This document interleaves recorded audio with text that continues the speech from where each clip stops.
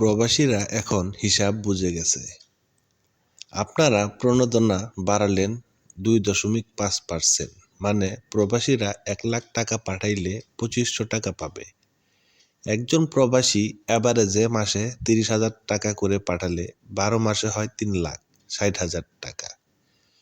2 বছরে 7,20,000, তার মানে দাঁড়ালো 2 বছরে প্রণোদনা পাবে 17 থেকে 18,000 টাকা।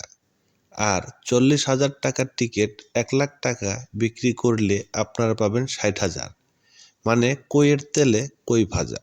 একদিকে 17 থেকে 18,000 টাকা দিবেন, অন্যদিকে বিমানের টিকিট গলায় রশি লাগাইয়া 60,000 টাকা নেবেন। সুন্দর মাস্টার প্ল্যান। এইসব মাস্টার প্ল্যান বাদ দেন। বিমানবন্দর, Bangladesh airlines, passport office, BMT, medical সেন্টারগুলো সব সেনাবাহিনীকে দিয়ে দেন। প্রণোদনার দরকার নাই, আমরা চাই সেবা।